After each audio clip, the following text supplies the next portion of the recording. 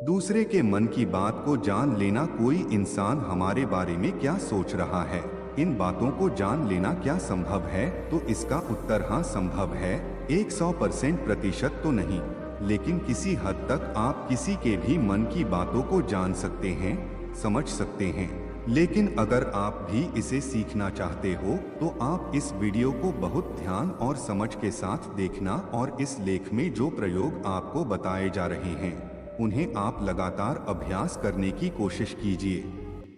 तभी आप किसी के भी मन की बात को समझ पाएंगे, महसूस कर पाएंगे बिना कुछ कहे। कई बार आप लोगों ने महसूस किया होगा कि आप किसी के बारे में सोचते हैं और वो इंसान आपके सामने आ जाता है या उसका फोन आ जाता है। कहीं ना कहीं आपके मन की बातें उस तक पहुंच जाती हैं और उसके मन की बात आप तक पहुंच जाती है। दोस्तों, एक जैन फकीर थे। वो अपने सारे शिष्यों को एक प्रयोग सिखाते थे कि तुम अपने आप को एक कमरे में बंद रखो और एक भी शब्द नहीं बोलना है, किसी से कोई बात नहीं करनी है। बस सबसे पहले तो तुम अपनी वाणी को शांत करो। जब तुम्हारी वाणी शांत होगी तभी तुम्हारा मन शांत होगा।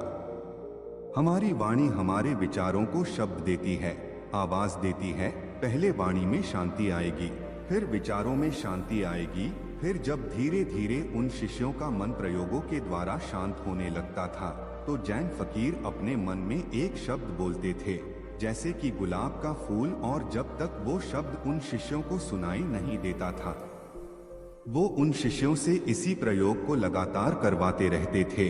वो एक ही शब्द अपने मन में बोलते रहते थे और उस शब्द को धीरे धीरे वो सारे शिष्य आसानी से सुन लेते थे।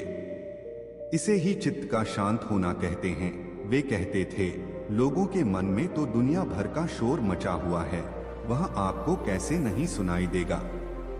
लेकिन इसके लिए आपको एक बात बता दूं, जिन लोगों का मन बहुत चंचल रहता है, बहुत दौड़ता रहता है, ऐसे लोग अपने ही मन की बातों को ठीक से नहीं समझ पाते तो किसी और की मन की बात को क्या समझ पाएंगे।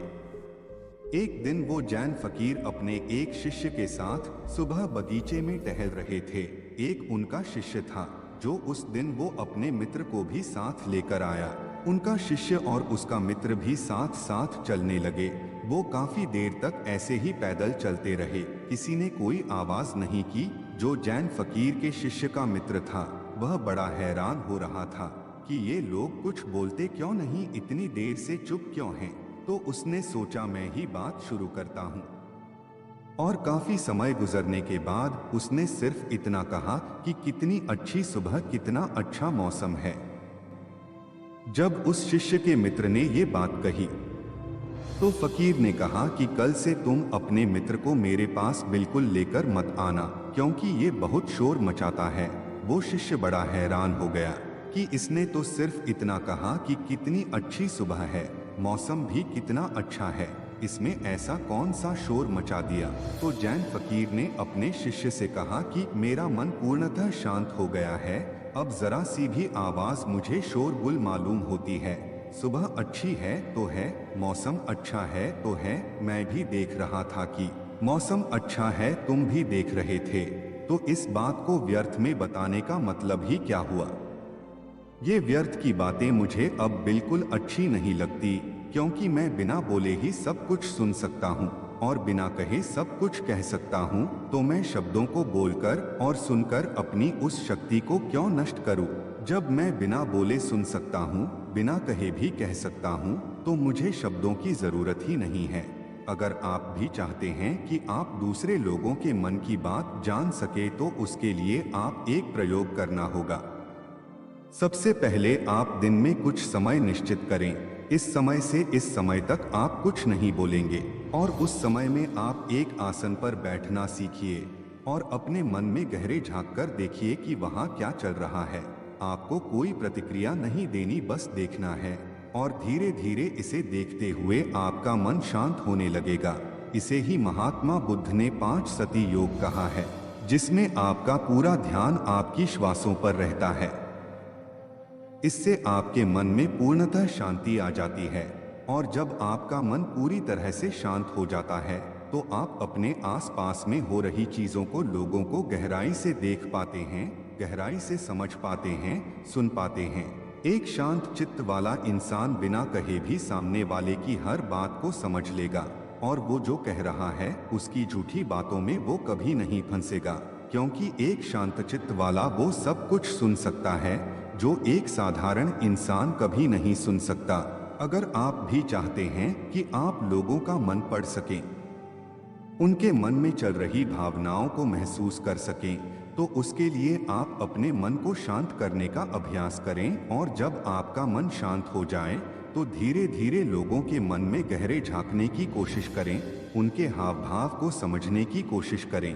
आप उनके शब्दों पर न जाएं जो उनके हाव भाव है, आप उन्हें गहराई से समझने की कोशिश करें। दूसरे के मन की बात को जान लेना, इसमें कोई बड़ी बात नहीं है, पर शर्त यही है कि आपको यही अभ्यास निरंतर करना होगा। जिस दिन आपका अभ्यास सिद्ध हो जाएगा, आपको बिना कहे भी लोगों के मन की सारी बातें बिल्कुल साफ सुनाई देंगी। अब आप ये सोच रहे होंगे, किसी और के मन की बात पता करके हमें क्या फायदा मिल जाएगा?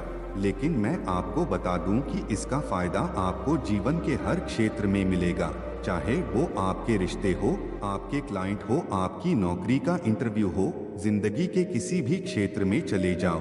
अगर आप सामने वाले की मन की बातों को समझ पाओ, महसूस कर पाओ, तो आप जिंदगी में हर कामयाबी हासिल कर सकते हो। इसके बहुत फायदे हैं। इससे आपको कोई भी इंसान झूठ बोल के धोखा नहीं दे सकता, कोई आपका इस्तेमाल नहीं कर सकता है। आप हर तरह की भावनात्मक चोट खाने से बच जाएंगे। ये सब इतना जल्दी नहीं होता, लेकिन निरंतर अभ्यास से आप लोगों के मन की बात जान पाएंगे। तो दोस्तों, इसी के साथ ही वीडियो को समाप्त करते हैं। उम्मीद है आपको यह वीडियो पसंद आया होगा। अगर पसंद आया हो, चैनल को सब्सक्राइब जरूर करें।